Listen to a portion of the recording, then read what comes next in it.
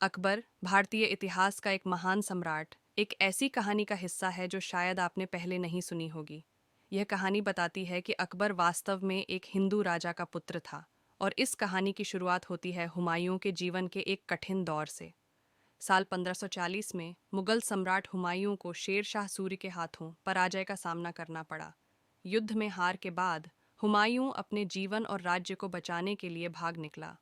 अपने साथियों और परिवार की सुरक्षा की चिंता में उसने अपनी पत्नी हमीदा बानो बेगम को राजस्थान के एक शक्तिशाली हिंदू राजा राजा वीरमदेव के संरक्षण में छोड़ दिया। हुमायूं को यकीन था कि राजा वीरमदेव अपनी शरण में आई महिला का मान सम्मान और सुरक्षा सुनिश्चित करेगा। राजा वीरमदेव ने हमीदा बानो बेगम को अपने महल में सुरक्षित रखा और उनकी देखभाल की।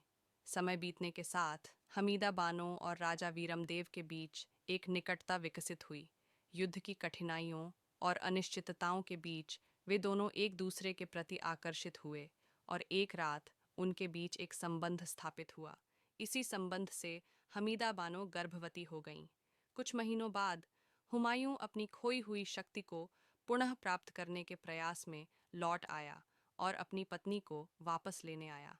हमीदा बानो ने राजा वीरमदेव के साथ बिताए समय के बारे में हुमायूं को कुछ नहीं बताया और अपने पति के साथ वापस चली गईं।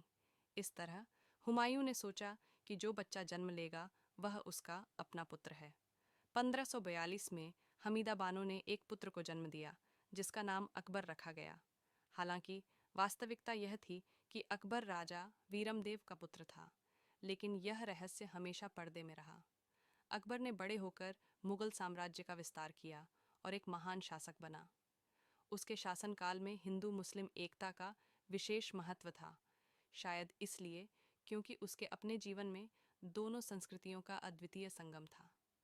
अकबर ने सभी धर्मों और संस्कृतियों को समान रूप से सम्मान दिया और सुलह ए कुल की नीति अपनाई, जिससे उसके साम्राज्य में शांति और समृद्धि बनी रही।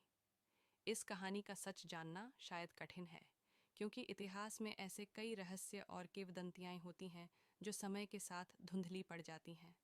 लेकिन यह कहानी हमें यह सिखाती है कि अकबर की महानता केवल उसकी शासन कला में ही नहीं, बल्कि उसकी सहिष्णुता और सभी धर्मों के प्रति उसके